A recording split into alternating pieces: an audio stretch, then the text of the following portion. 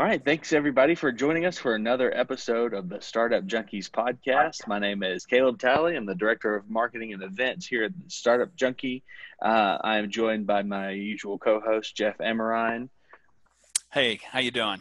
And we have a special guest today, Sarah Frey of Frey Farms. Sarah, tell us about Frey Farms. Well, Frey Farms is a multi-state grower of fresh produce. We actually grow fruits and vegetables in 7 different states.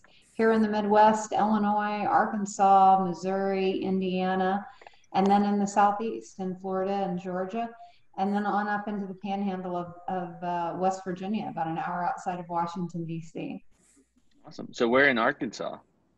It's actually right inside the border of Arkansas from the Missouri Boot Hill.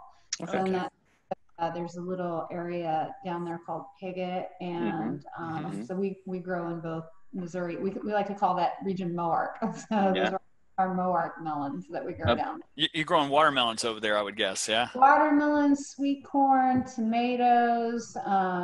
We have a few green bell peppers, some cantaloupes. We have actually a pretty sizable operation in the Boot Hill down in Kennett, Missouri. And that's Arkansas side. I guess that'd be what, Clay County area? Clay County, Arkansas. You're exactly right. Yep. Fun fact, Ernest Hemingway lived in Piggott, Arkansas for a period of time. No, he didn't. I didn't even know that. And I own a farm there personally. Really? He married a woman from Piggott and lived in Piggott and wrote in Piggott, and the I guess the lore is that she helped him write some of his books because I guess he was hitting the bottle or something along those lines. And so I thought you were gonna say life in Piggott is what drove him to Key West eventually. Maybe. I had no idea. And we have owned farms down there for many years. And when I was starting the business, we started working here in Southern Illinois. I grew up on a small family farm in Southern Illinois. And in the summers, our melons came from the Wabash River Valley, which is on the border of Illinois and Indiana. And so many of our melons came from Indiana. But to extend that season, the growing season, to actually get melons earlier, we had to go a little further south down into Arkansas and Missouri. But all of these years, no one's ever told me that. So learn something new today. I'm gonna have to do a little research like that. Well, talk a little bit more about that, sort of your origin story. I know from looking at the site and whatnot, you grew up on a farm. You came by this as a matter of lifestyle and how you grew up, and I can relate to that a little bit. I grew up on a cattle farm. My dad retired out of the military, was a wheat farmer, and we raised cattle as a kid. So I had just a taste of it. But it sounds like you're the real deal. Give us the story. I did. I grew up in Southern Illinois, which is closer to Kentucky than it is Chicago. It's kind of funny when I travel, people say, "Where are you from?" And I say Illinois, and they say, "Oh, I love Chicago. Chicago's awesome." I'm like, "Yeah, no, closer to Kentucky than Chicago. Chicago's a wonderful city." But yeah, I live pretty far from Chicago. So our family farm was about 80 acres here in Southern Illinois. I had 4 older brothers who grew up here on the farm with me. And, we had a crazy, just sort of very rural, isolated, upbringing.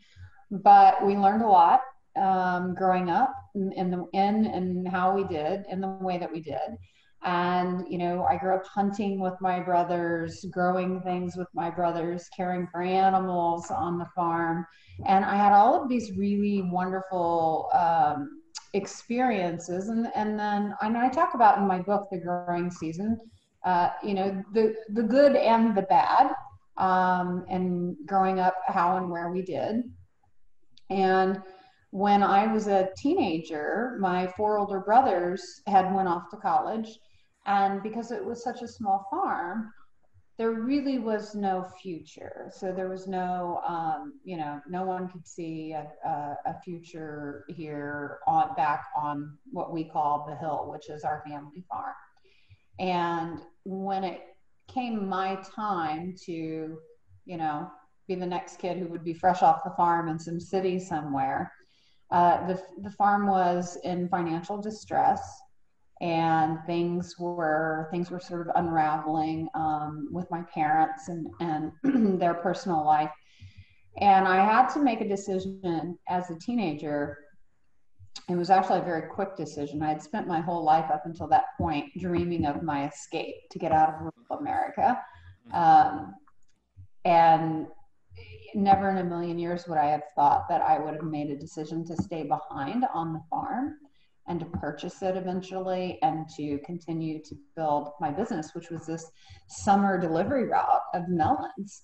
And when I was a little girl, you know, the melon route was my favorite thing because that's how I got off the farm. You know, so if we were buying melons from these growers in southern Indiana, then I would be able to get in the truck with my mom and leave and get off the farm, go to other farms, see other people, and then have interactions at grocery stores with produce managers and make deals. And, you know, when I was 8 years old, I was you know, trotting into the produce department, finding the produce manager and saying, "Hey, my name's Sarah. How many melons do you want to buy today?" You know, and then I would go through the back end of the store and help my mom unload the melons. And then I'd push the cart of melons back up to the produce department, have the produce manager sign my ticket. I'd go collect the cash, and then I'd go out the front of the store and jump into a moving vehicle, and off we went. So, you know, so much of what I did in the summers, getting off of the farm with my mom, really sort of set me up for, you know, my early of mid-teenage years when I moved out. I moved out when I was 15, not quite 16 years old. And then at 16, I took the family pickup truck and, you know, my mom went to work for a radio station. I took over the summer delivery route that we had. And then I grew that route from 12 to 150 stores, and then started doing business with your neighbor, Walmart, when I was, you know, virtually a kid. And many of the stores at that time were still Division I stores. Like, I'm totally dating myself right now. Nobody probably remembers a Division I store. Yeah. But I sold melons to those Division I stores and expanded my route. But when the time came really for me to make a decision, well, there really wasn't a decision point. I mean, I knew I was leaving. There was no, oh, when you stay. But when the finality of not just being separated from my family, my older brothers, having went off to college and knowing that they were going to go on with their lives and find careers in other parts of the country, when faced with the finality of losing the anchor, the land, the small piece of dirt that we all grew up on here in Southern Illinois, where we had so many memories, just blood, sweat, tears, you know, good memories and some pretty tough memories too. But I couldn't leave. And I made the decision that I would stay on this farm. I would buy this farm, and then I would figure out a way to be successful right here on the very same piece of land where I was born. And that at some point, my whole family would be appreciative that I made this sacrifice when I was like 17 years old, like, you know, have this epiphany. So I have no idea why that went off in my head. I think it was just, you know, I really wasn't an enlightened teenager. I wasn't like, I mean, I was a hardworking teenager, but I wasn't, it's not like I was super complex, you know? So having that moment, it was almost like a spiritual moment, where it wasn't even reasonable or rational thought. It was more of a feeling of, this is what you need to do for your family, and this is what will ultimately bring everyone back together.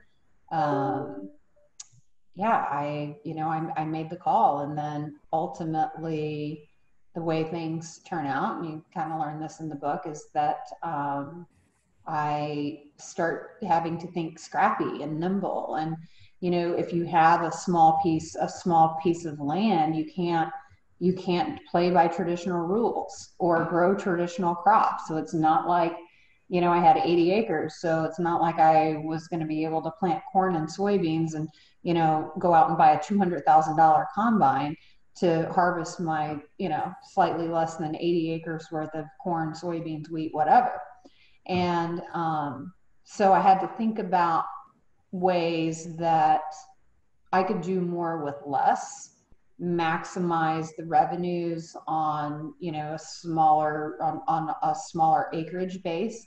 And fruit and vegetable production was the only thing that I could do to make enough money to justify keeping the smaller piece of land. And it worked. I mean, obviously it worked because you've grown to scale. We were noting somewhere in one of the stories that you're the largest provider of pumpkins in the country now. Is that right?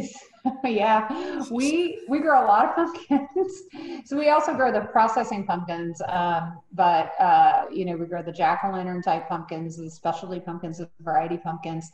We have a brand of pumpkins which is called Autumn Couleur, which are these really beautiful pumpkins that we grow from seed sourced from around the world, and they're blues and greens and reds and different shapes, colors, textures.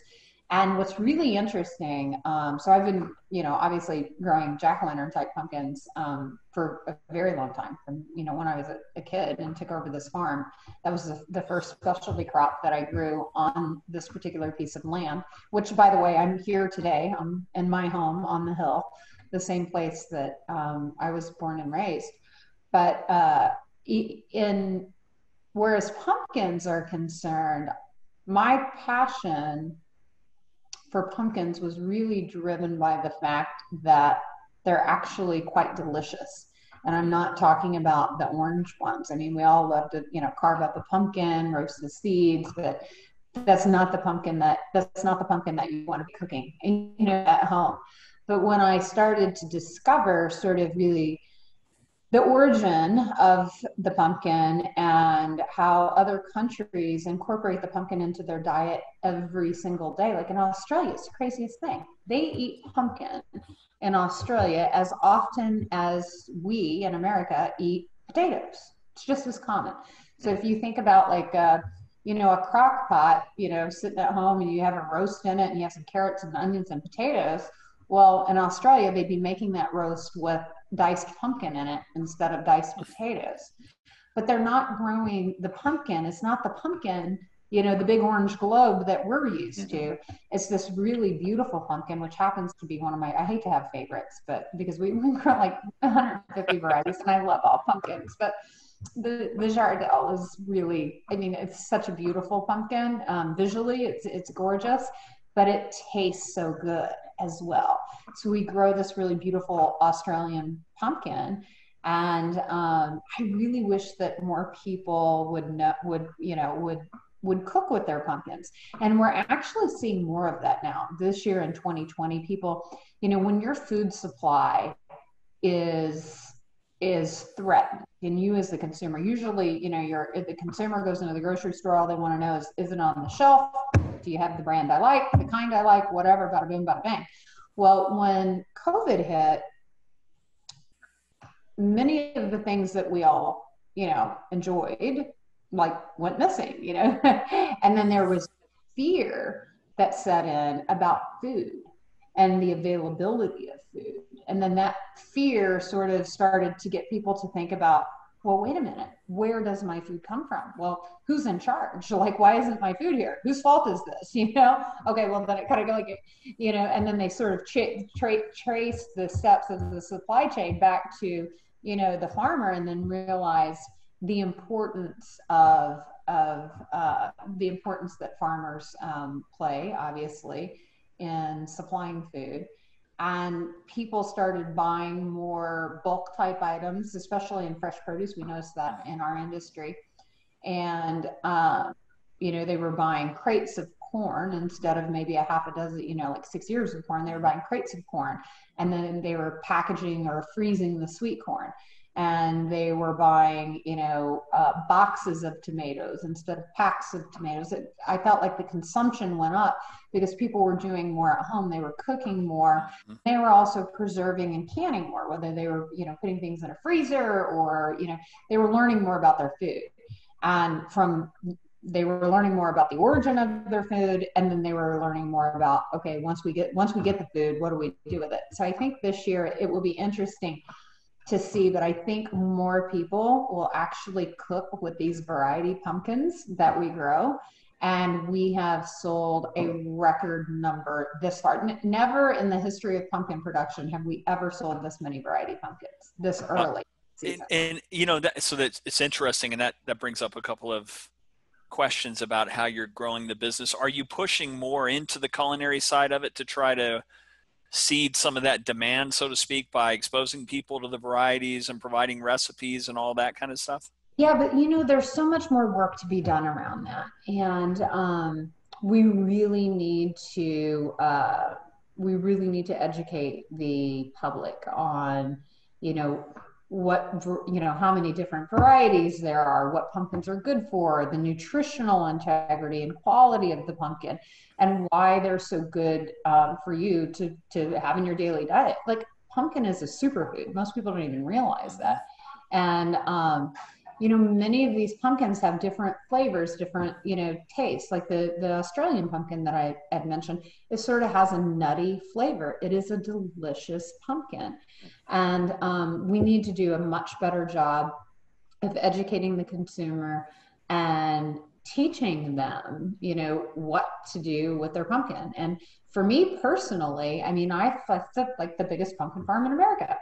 I don't really love sweet pumpkin desserts, right? So, and I'll drink a pumpkin flavored latte occasionally, but to me, that's not what pumpkin is. So when we have pumpkin here served daily on the farm, it's always in a savory dish. It's either a really hearty, beautiful, delicious pumpkin style soup, or it's a pumpkin side, whether it's smashed, whether it's like a stuffed baby pumpkin with like a stuffing, or whether it's even like sometimes we'll take like a chicken breast and we'll stuff it with some of the pumpkin, and we use different pumpkins for different things. So we have a lot of education to do around this space, but I think because of what has happened this year, we're in a better position to do it because more people have brought these home. We have a lot of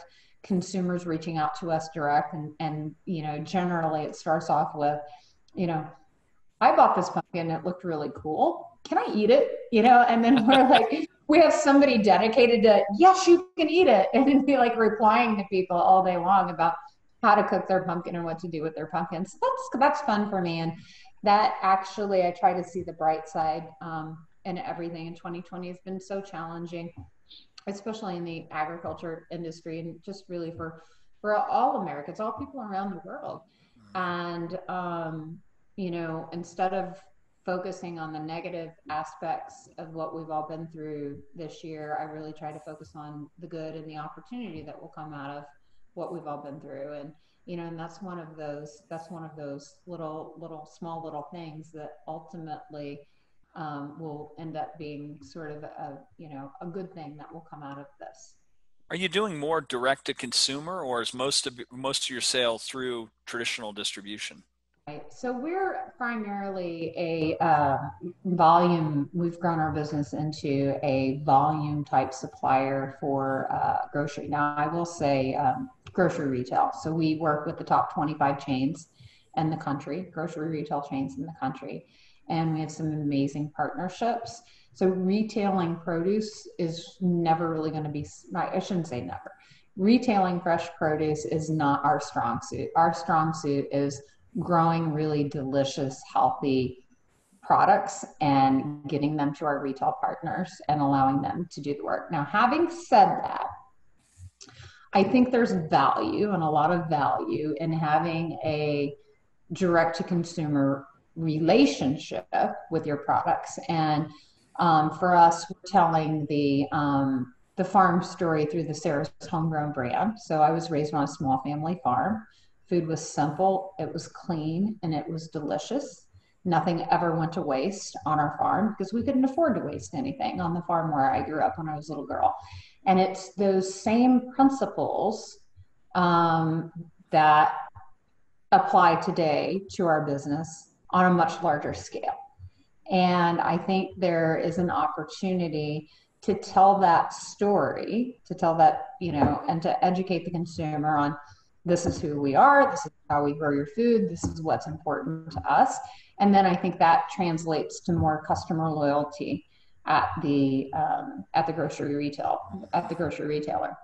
But I will also tell you, during COVID, my kids, I have two boys, William and Luke, and they're young teenagers. And when they got sent home from school, when school shut down, and they got sent home to do e-learning, I was sitting at the dining room table. They had their work, they had their computers out and they were trying to e-learn, and they're asking me questions of which I am wholly unqualified to answer. I'm like, this is not good. My children actually thought I was smart at one point. And now with this whole e-learning thing, and they're asking me to help them with their biology, I'm like, oh, this is they're going to learn very quickly that their mom doesn't know everything. But they were watching me have to take calls about our business and about the complicated issues that we were facing, whether it was getting the workers across the border, or what was going to happen with our markets and our supply chain. Were we going to have transportation type issues when COVID hit? We just began our harvest in Southwest Florida. And we had this huge crop, and we were watching our neighbors literally disc up hundreds and hundreds of acres of their fresh fruits and vegetables because the market died overnight because they were so heavily weighted food service. Yeah. I'm sitting there, I'm looking at my brothers like, oh, you gotta be kidding me. We're getting ready to disc up millions of dollars worth of fruits and vegetables. This is just like no bueno. This is not good. Right. And so my kids saw me going through that stress of that situation, and then also having to contact members of Congress and say, hey, you can't shut down the H-2A program, you're going to need to let these workers in. Like, if folks are worried about our food, if you're worried about our food supply now, if we don't get our workforce, which is a guest workforce, we're going to have major problems in our industry layered on top of what we're already dealing with. So they overheard those conversations and they wanted to help, and they kept sort of, my kids can be very relentless, like mom, ask the same question over and over. And finally one day I had just gotten off of a phone call, and my oldest son, William, said, Mom. And I said, oh my gosh, okay, do you want to help? All right, if you want to help, I'll tell you what you can do. You can sell some watermelons, all right? Sell some watermelons. That would help me. And I sort of said it flip like that because I was really stressed out. And he goes, okay, all right, I'll do that. So when are you going to get the watermelons up here from our farm in Florida? He wanted to bring them up to Illinois and sell them at the farm in Illinois. Now, it's April in Illinois. It's still kind of cold, right? So it's not like it's like great spring weather. And anyway, we brought him up a load of, he and his brother, and then my two nieces, Anna and Audrey, we gave them a semi-load of watermelons from our farm in Florida to sell. And I thought that they would sell, maybe. I thought if the neighbors were really nice, people would drive over, and these kids on a good day would sell 200 watermelons. So Saturday morning, Saturday before Easter, they're setting up this cute little stand over at the warehouse. And I drive over early in the morning. It's about, 6:45. They have the watermelons are stacked up perfectly. And I'm like, oh, that's so cute. I should call some people and make sure that they come over and buy their watermelons, And then I go home, and about an hour and a half later, I get this telephone call from my brother, John. He said, you got to get over here right now. He goes, there are cars backed up for 2 miles.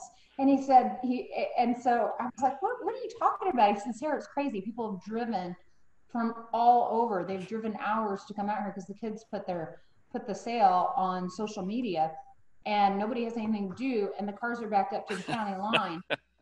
These kids sold 2 semi-loads of watermelons in 5 hours. Wow. Amazing. So I thought they would sell 200. They sold 6,000.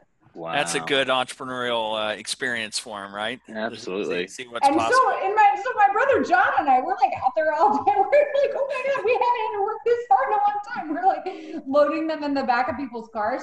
But people were buying them. It was really incredible because it was Easter weekend. People were buying them in bulk. They were buying like 10 watermelons at a time, and they had taken all their neighbors' orders, and then they were taking them to give away as Easter eggs. So they were taking the Oh, watermelons that's cool. yards as Easter eggs. It was the craziest thing. And then I'm looking at the stack of watermelons, starting to run out of watermelons. We had cars back down the road, and I'm not used to dealing with the public, right? We're used to dealing with our retail partners. I'm like, oh my gosh, now we're gonna have all the, like, people are gonna be mad because they've driven out here. We're gonna be out of these watermelons. So it's crazy. But the kids did that every Saturday then, until they just recently went back to school. They kept up their drive-through. They worked with other farms. Wow. They brought in products from farms whose businesses were affected by COVID, and they couldn't, most of their business was in the restaurant industry. It was berry farmers. It was peach farmers. It was anyone that needed to sell anything. These kids were on the phone. They were working it. They were shipping in semi-loads of this product every Saturday out here in the middle of nowhere, 30 minutes from the nearest decent-sized population center. They were selling semi-loads of products every Saturday because of what they did with their direct consumer market. Yeah, that's fun, and it just goes to show you what's possible when you face adversity and you have to improvise to do something different. But yeah, it looks like you have vertically integrated some. You offer the juice as well, right? So you have some value-added products. No, actually we have that on several of our products. So we use the ugly fruit we call it the ugly fruit. It's the imperfect fruit, visually imperfect fruit that still tastes delicious, and we make ingredients out of that, and we manufacture beverages right on the farm. So we do that in a very sustainable way.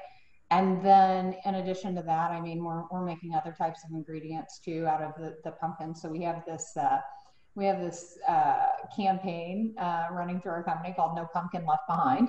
So we're, usually pumpkins, especially jack-o'-lantern pumpkins, are harvested for, their visual appeal, right? Mm-hmm. So it's possible to end up with a lot of ugly pumpkins sometimes left over.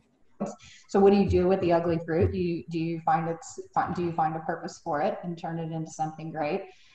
So we do that. We do seed extraction, and we extract the seeds. Most people don't realize most of the pumpkin seeds in America come from China. We import our pumpkin seeds from China. And then not only that, a lot of the frozen fruits and vegetables. So if we walk into like a Whole Foods, we feel great. We're opening the freezer door. We're grabbing a bag of organic, whatever, frozen fruit or vegetable. We don't look at the country of origin label on the back of that bag, because the fruit has been through a process. Therefore, the manufacturer doesn't have to tell you where it comes from. And so much of that is imported from China. So we think we're doing something good. We think we're maybe supporting an American farmer and that we're buying this healthy, delicious product, but we really don't know where it comes from. Now, in the fresh produce industry, we have what's called COOL, country of origin labeling guidelines. We have to tell people what country the fruit was raised in, right? So if it's product of USA, it has to be there on the label. If it's product of Mexico, it has to be on the label. If it comes from China, it has to be a product of China.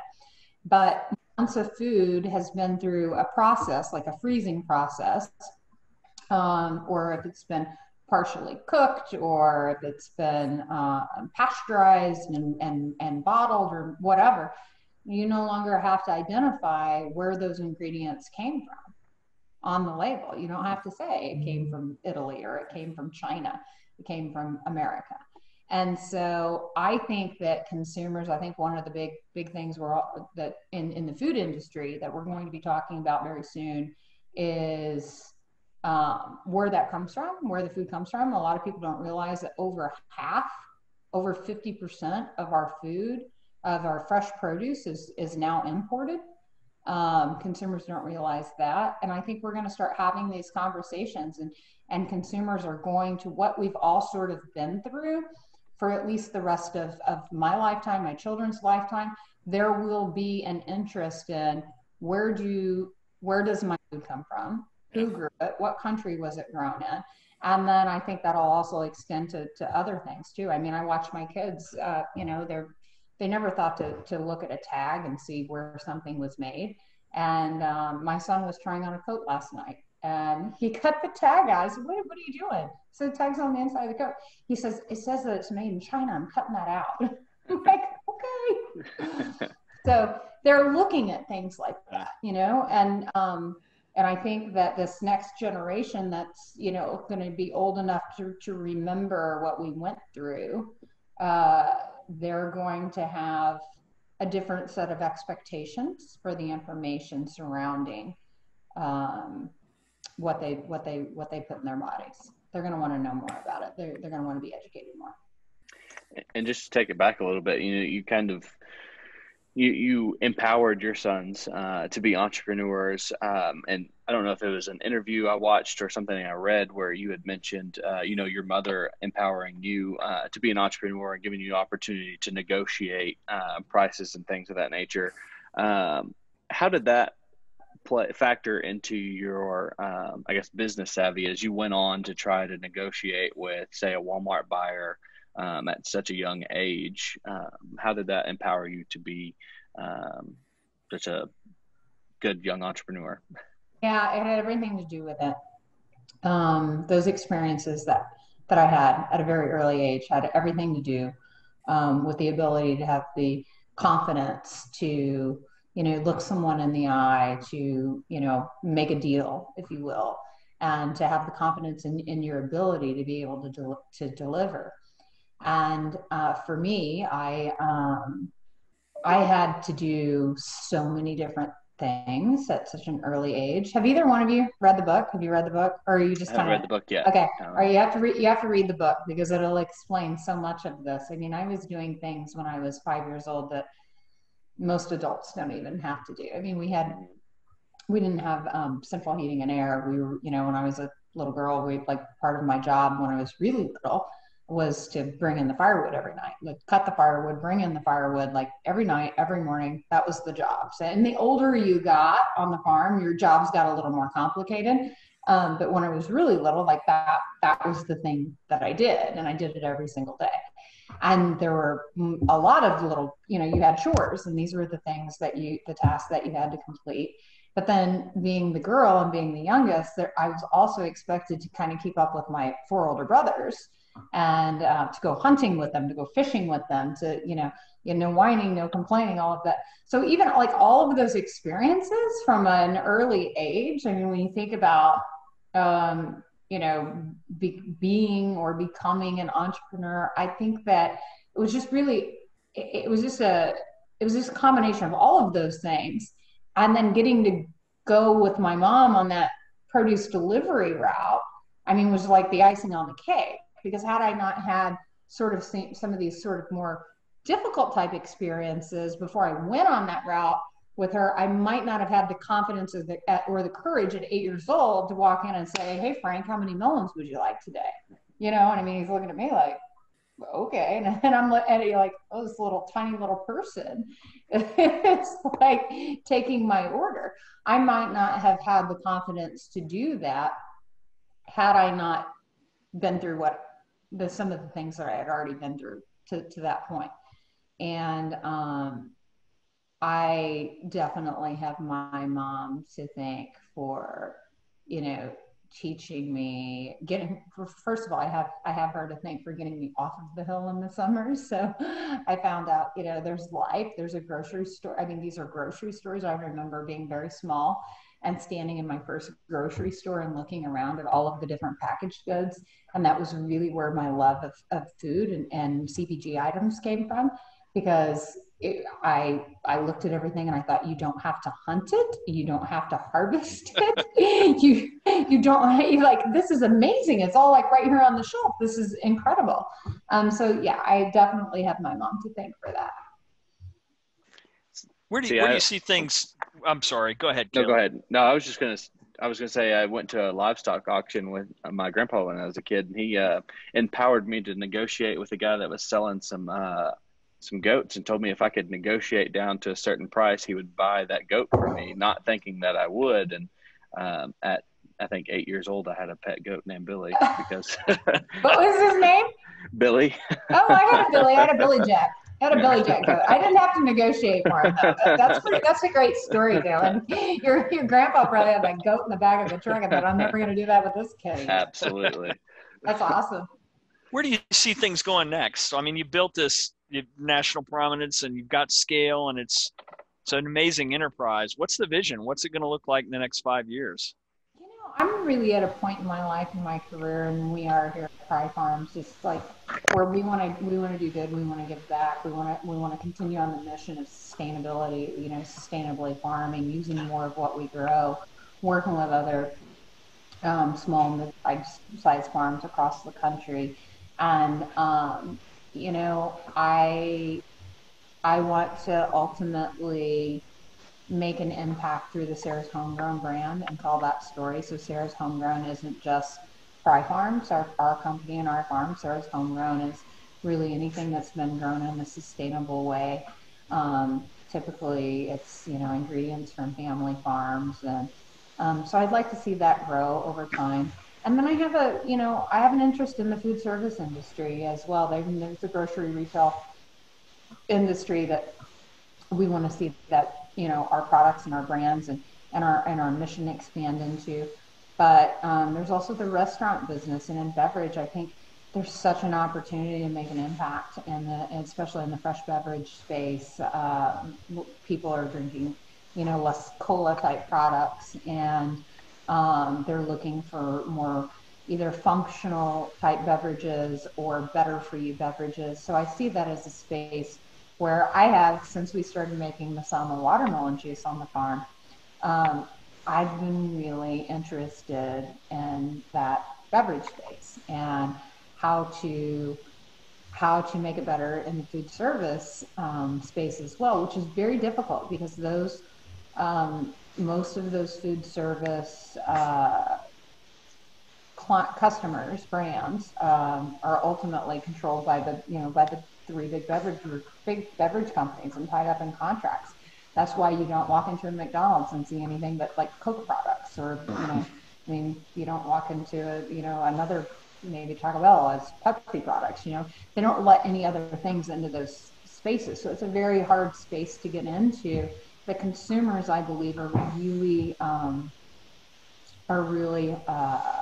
they want change, and they want, and I think a lot of the customers actually see that consumers are sort of getting away from some of those more traditional type cola choices.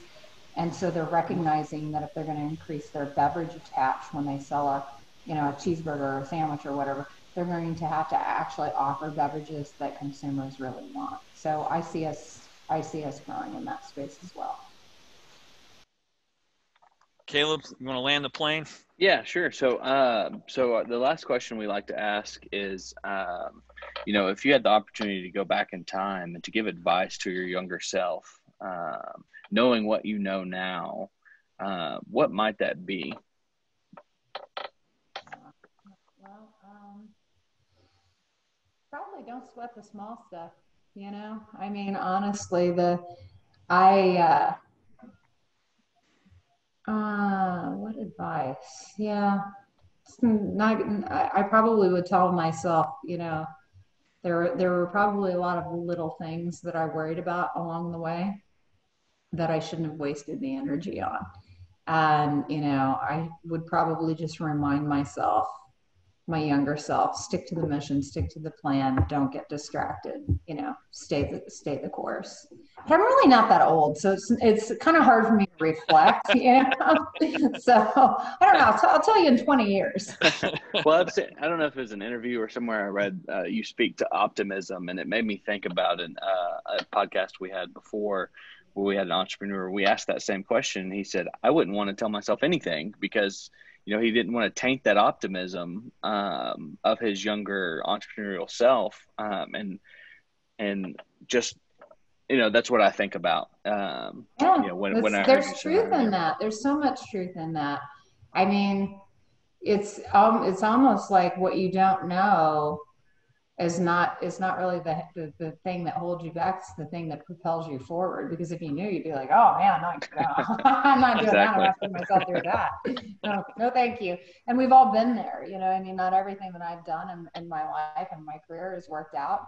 So it has some great ideas. I mean, I've hit some home runs, I've hit some grand slams, and then I've been struck out, you know, a lot as well. So, but yeah, no, I think that's probably a really good point.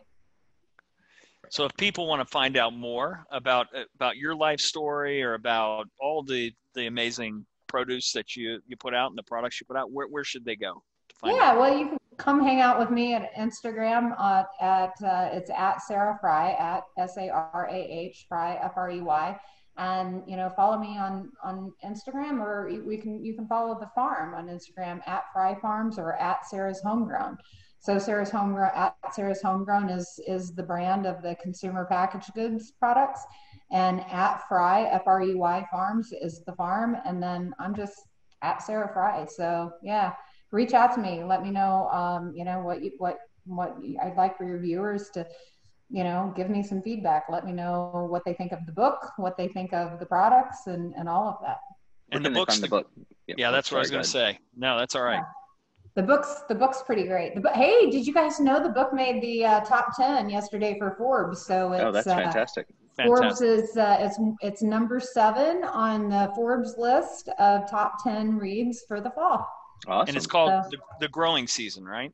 It's called The Growing Season. Yep. Awesome. Sarah, thanks so much for coming on. Inspiring story. And, you know, for those of us that live in the central U.S. and have had some connection to farming and ranching, it's always inspiring to see the kind of problem solving and the sort of salt of the earth business skills that come from having that farming and ranching background. So it's a lot of fun to hear your story. Thanks for coming on. Awesome. Thanks so much, Jeff. Thank you, Caleb. Thank you guys so much for having me. Great day. Take care. Take care. Bye. See ya. Bye. Hey, if you'd be willing to write us a review, it would mean a lot to me and the team.